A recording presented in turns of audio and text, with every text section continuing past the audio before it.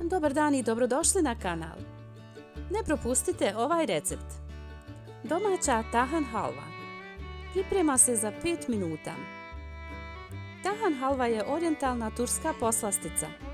Pravi se od tahin pasti, to je samljeveno sjeme susama. Prepuna je hranjivih sastojaka i vitamina, koji se nalaze u susamovim sjemenkama. Za pripremu potrebno nam je 300 g tahin paste od susama.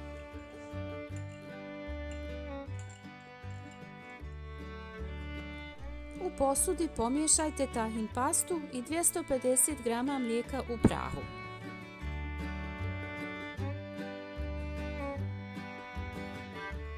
Dodala sam i 120 g šećera u prahu.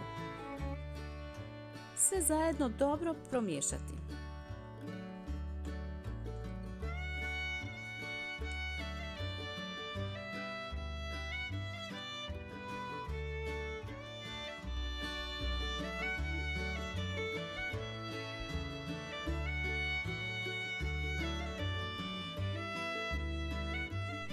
Svjetla smjesa je spremna. Sad odvojiti u manju posudu jednu kašiku kakaa i jedan dio svjetle smjese. I tamni dio rukom promiješati. Sad imamo svijetli i tamni dio. Obložiti manju posudu prozirnom folijom. I prvo staviti svjetliju smjesu, poslije smjesu sa kakaom i tako sve potrošiti.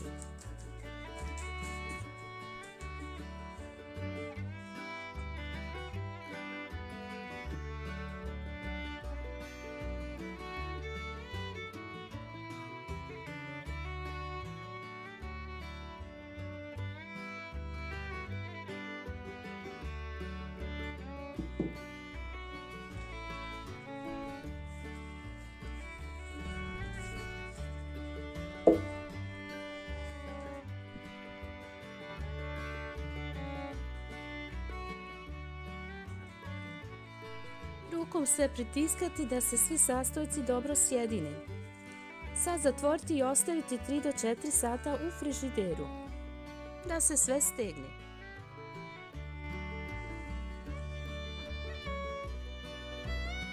Poslije 3 sata u frižideru probat ćemo tahan halvu. Veoma je ukusna. Obavezno probajte ovaj recept. Puno pozdrava!